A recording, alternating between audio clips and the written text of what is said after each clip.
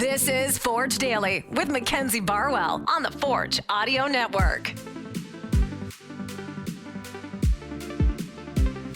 I don't know about you, but I woke up with a smile on my face after Forge FC came away with another win against an MLS opponent. Okay, let's go. I figured there was no other way to start the episode than by saying that because it's true.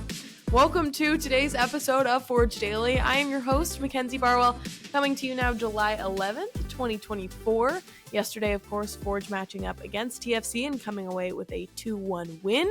So I'll talk all about that match, plus the transition now back into the CPL regular season as Forge match up against Pacific this Sunday, and then eventually a special Canada soccer announcement made just a couple hours ago regarding a young guy on this Forge roster. So it'll be a good episode. You'll also hear from Malik, Ali, and spoiler alert, Khadim Kane. So let's get right into it. All right, let's talk starting lineups for either side, beginning with Forge FC. No Daniel Para due to yellow card accumulation, so Malik Owolabi-Belewu stepping in at left back, Malcolm Duncan replacing Dom Samuel at right back, and then in the central midfield again is Tristan Borges, back where I personally like to see him play. On the TFC side, there are two stars, Insigne and Bernadeschi up top. They're expected to do a lot of the heavy lifting in this case scenario in their attack specifically, as some of their core players were out competing in Copa America. So that'll make things interesting for the second leg when they're back as well. Skipping to the action now, I've talked about Benni shooting from distance early in games before. Even Coach Bobby made it a point last week in saying he and the coaching staff encourage Benni to play the way that he does, be brave and take those sort of opportunities. But I think it's safe to say that while we may have seen him shooting that early in the game, nobody saw coming the distance he shot from, okay? Whether you've seen it or not, I'm going to have to describe it. 10 minutes into the game, Benni beats Bernadeschi in the Forge half, makes his way into the middle, and from behind the circle in the Forge defensive end, I gotta say it, bada bangs the ball into the back of TFC's net, catching their goalkeeper off of his line. That would put Forge FC on the scoreboard and up 1-0. Naturally, a backflip comes shortly later. But before we move on, let's hear from Coach Bobby at that post-match press conference on why players like Benni are so important in maintaining creativity within the game. Yeah, I've known Benni now for a year and nothing surprises me.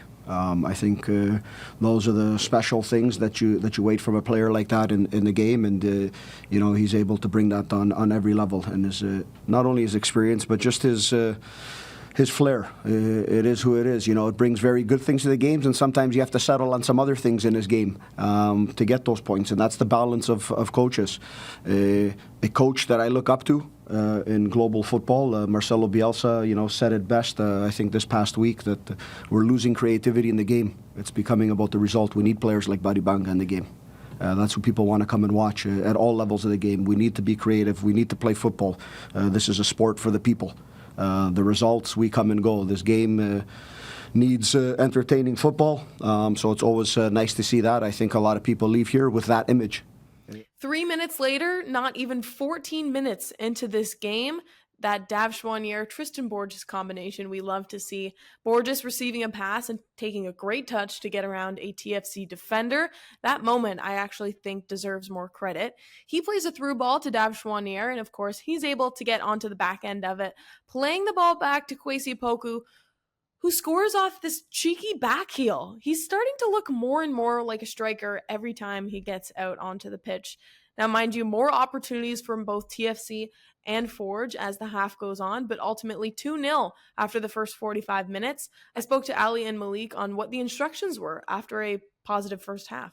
At halftime, it was really, Coach came in, he said, yeah, good job, keep doing what we're doing, not too much, just a couple tactical tweaks, kind of where they were getting a little bit of joy, so we changed defensively how we were going to say, but we don't really come into the game or into the second half thinking we're going to play defensively. I think it's just natural in football. Kind of when you have a lead, you realize you have something to hold on to. You don't want to expose space in behind you, so you kind of do sit a little deeper. And the other team has to be a little more risky, so they start playing a little more offensive. But I think one of the biggest things that we can learn as a team and as a club is that even when we are in that defensive like phase of the game when we're kind of in our own area defending, we are very dangerous on the counterattack. I think we showed that we could have maybe had another goal. We hit the post a couple times, and that extra space that the team leaves having to push forward gives us a lot of like room to kind of create chances a little easier rather than defending when they're defending with like 11 guys rather than 4 guys at the back. So I think that's a big thing for us, is that we can be dangerous in both when we have the ball and without the ball. I'd say that at halftime we went in obviously in positive spirits. We felt like we were playing good football, creating some good opportunities, and we kind of just went out like, let's do more and kind of bury the hatchet. I don't know if that's the right saying. Yeah, you're there. Bury the hatchet, or like be cutthroat. Nail in the coffin, all of that good stuff. But yeah, it was like, let's just go and put the game to bay and just keep doing what we're doing. We obviously knew that we were going to have to suffer a bit because they're going to throw a lot more at us attacking wise. So I feel like myself and the back line and Chris knew what we were up against, and I feel like we did a good job of containing that. And then we were a bit unlucky, couple posts, some good saves from their keeper, but I feel like we created some good chances. I feel like we created more and better chances in the second half. We just couldn't capitalize on those. But looking back, obviously it's something that we wish we could have scored. And then looking now with the away goal that they scored, it obviously would have helped. But we just went out and just decided just to keep playing and keep doing what we're doing. Second half action now, as those two just pointed out. Forge FC not just sitting back and defending in that low block that we saw against CF Montreal, and this time around really going out of their way to continue creating those offensive chances. And you'll see that if you go back and watch the highlights as well.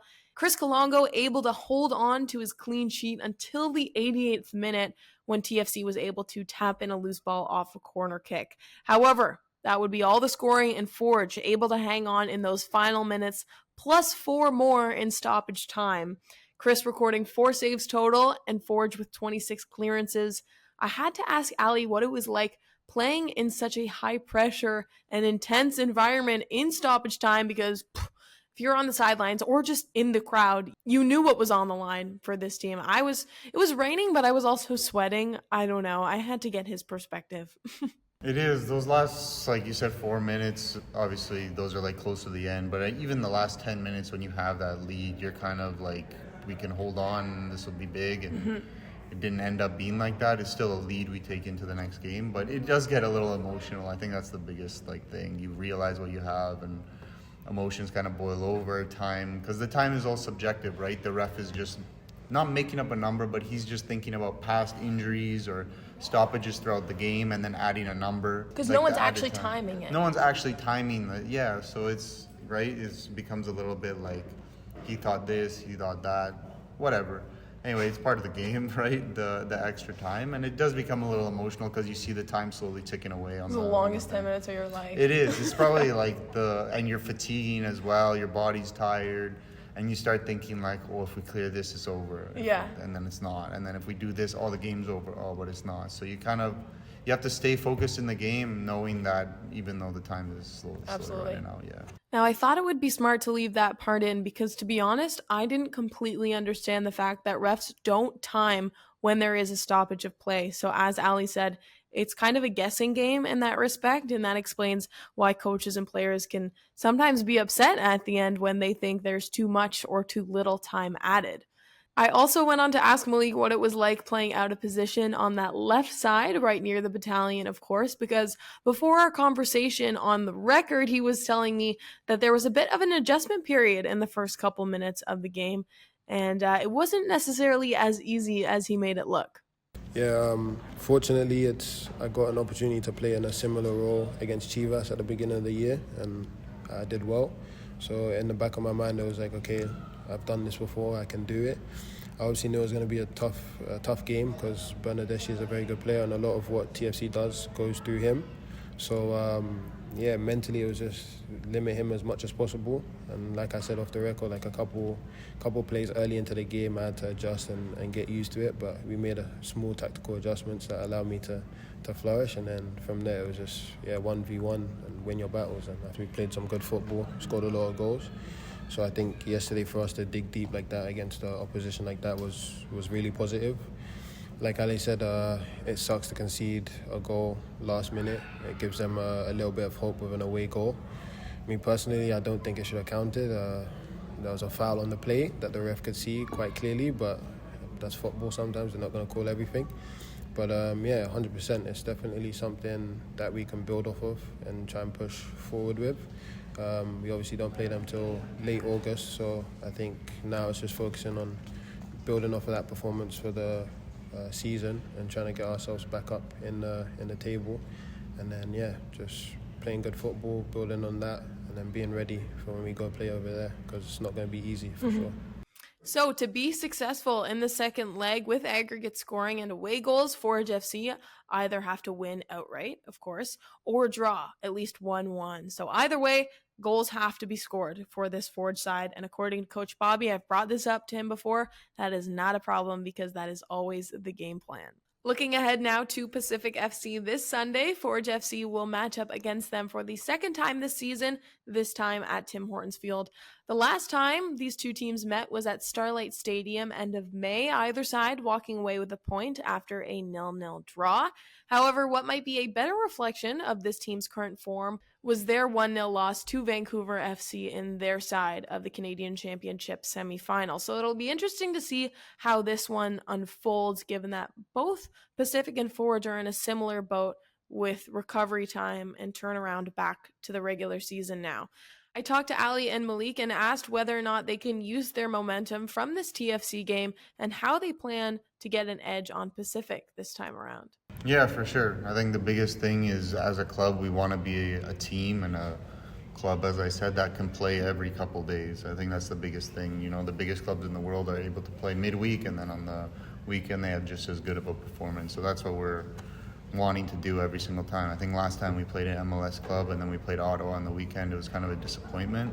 This is a little easier because we're not having to travel as much, so playing Pacific will be, and plus we have an extra day. I think the game's on Sunday, so that'll help. But the league is not important. We're not where we want to be in the standings, and we've dropped some points at home last week against Vancouver, and we need to get back to winning ways. Yeah, 100%. We can definitely use that momentum. Like I said, like Bobby said in his press conference as well, we played a lot of good football.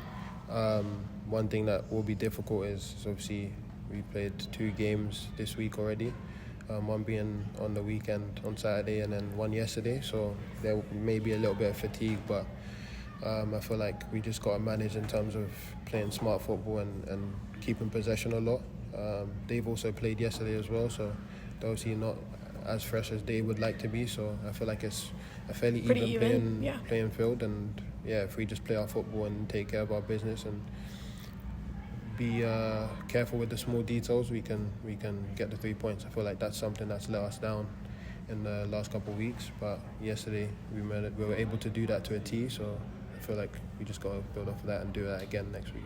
One more thing before I wrap up. It was recently announced by Canada Soccer that Forge FC's Khadim Kane is receiving the call-up to the U21 men's national team for the U20 CONCACAF Championship in Mexico this year. So that tournament will serve as a crucial qualifier to the 2025 U20 FIFA World Cup. So a massive congratulations to Kadim. I had to ask today after practice what it was like competing with the national team his last time, which was not too long ago, actually, I think about a month ago, and why he's so excited for this upcoming one. It's a good experience because I play with a good team, like MLS team. Yeah, the level is good. It's my age and it's good. Have you gotten to know some of the guys on the team? Do you feel more comfortable going back this time around? Yeah, of course. It's football. I can play with everyone. It's football, so it's something to be beautiful. Is because it's a national team and you play against other country. This is so amazing, you know. That will officially conclude today's episode. Thank you so much for listening. Tomorrow you can expect an episode of Max Access with Daniel Para. I'm really excited for you to see that one because it was a hilarious and just a good conversation in general. We had to switch it up because, of course, I couldn't wait to talk about TFC tomorrow. So, Forge Daily today, Max Access tomorrow. And don't forget, I'll see you here Sunday, Tim Hortons Field, 7 p.m. to watch Forge FC take on Pacific. This has been Forge Daily with Mackenzie Barwell. If you like what you heard, please like, follow, subscribe, comment, and share. Were you nervous there was going to be another rain delay? To be honest, I thought about it before the game. Yeah, I know. I was See how dark the sky was, too? Yeah, the sky was dark, and every time I checked the weather, it said thunderstorms. Although when you check the weather on Hamilton, it says thunderstorms every day, so I don't freaking know. And now look, it's sunny. Yeah, it's sunny outside. It's not I don't accurate. know. It really isn't. It really isn't. So I had thoughts before the game that we might be going through this, and then we walked out of the tunnel for the second half, and it was pouring. rain. Yeah, I got the It was live cloudy. reaction from people going, yeah, it was really funny. Yeah, it was pretty crazy. And then Do you like playing in the rain? downpour, not so much, but like when it's like lightly sprinkling, it's probably the best. Yeah. The ball moves a little quicker, and like you don't get as hot like running around, so it's a little easier to Yeah. run, and you can Yeah. slide a little better. Fair. So it is nicer. It plays more like grass. Unless the ball goes off your face. Yeah, unless the ball goes off your face. Yeah, that's not so nice. But even heading the ball, like there's a cushion. Because Really? the water between the ball is like a little bit of a cushion. Yeah, it's real. That is not what I would I have think said. it's real. I Oh, don't know. okay, sure. I feel like it would feel like cement, but Science.